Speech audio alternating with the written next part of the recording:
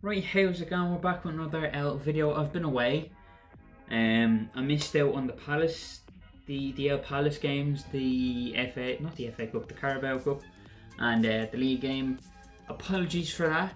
The thing I used for editing the videos for some reason just wasn't working for me. You know, like I got maybe halfway through editing the video I originally had for the Palace thing, and it just kept crashing on me. So I gave up on it. If you're seeing this, which you probably are, it's fixed. I don't know what it is, but it's working for me again. So apologies for not covering those. But we're back with this video, which is obviously going to be on the game against Galatasaray in the Champions League, which for me, not just for me, for every United fan, was fucking depressing. It was depressing to watch. So let's get into what we normally talk about. So obviously the first thing we're going to have a look at is the squad and the lineups. So we're going to have a look at Ten Hag's lineup. Then we're going to have a look at my lineup and compare the two. And then I'm going to have a quick run over why I would have picked certain players over other ones. So I'm going to move over here. Ten Hag's lineup should be here for you now.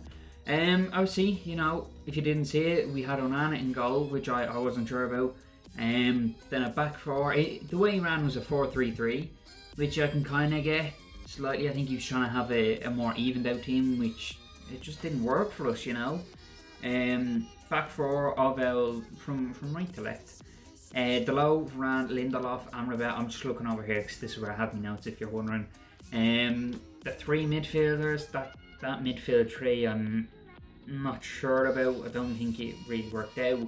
You know, Mabry, Casemiro, Mount, and then our top, the three attacking players we had were Bruno, Rashford, and Højlund.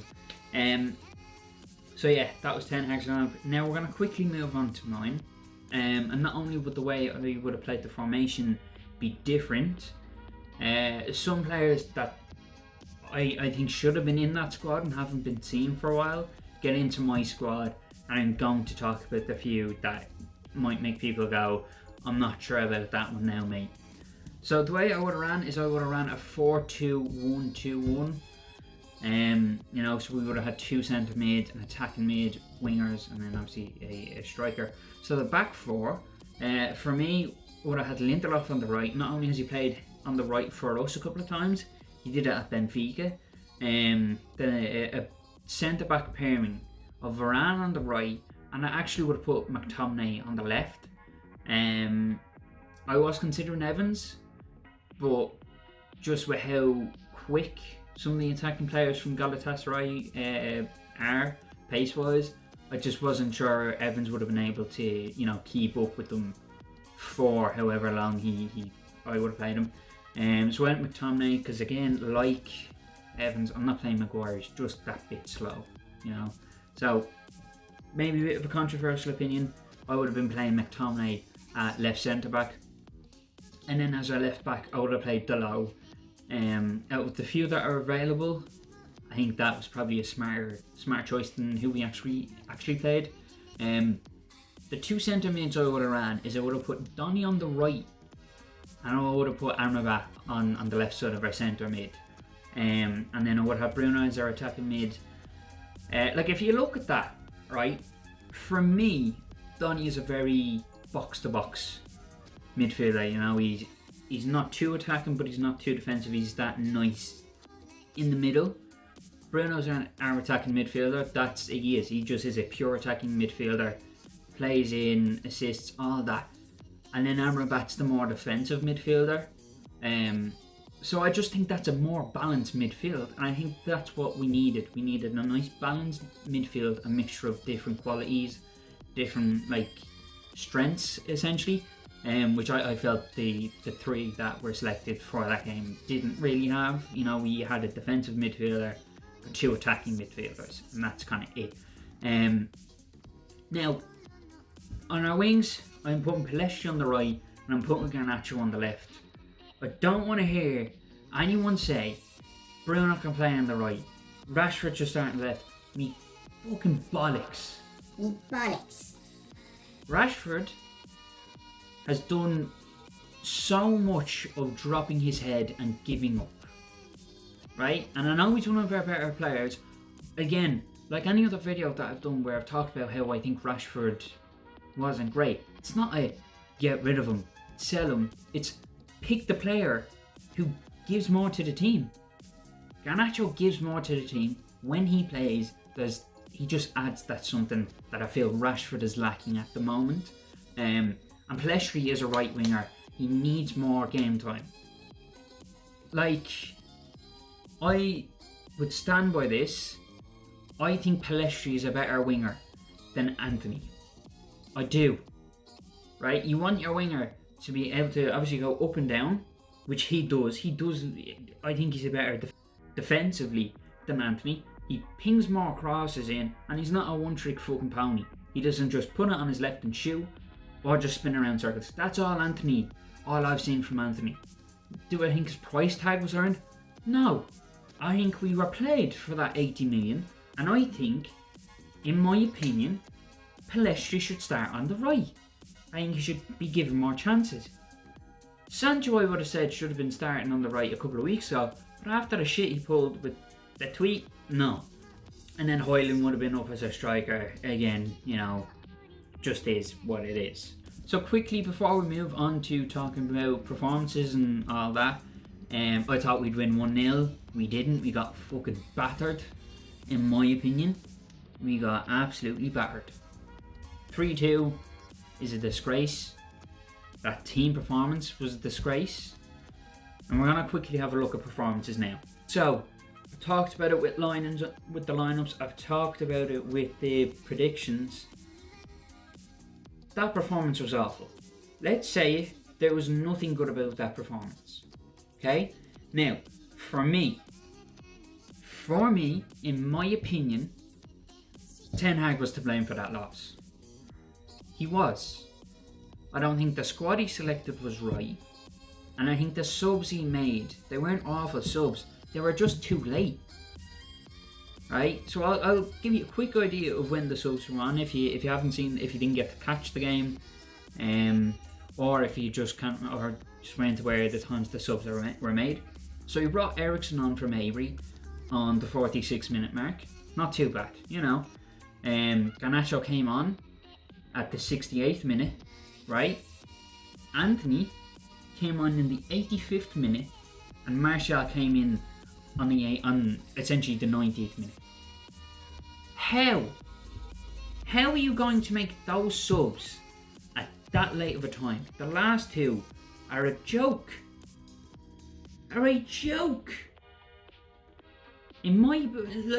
Personally, I think we could have done with 3-4 subs at the 60th minute mark.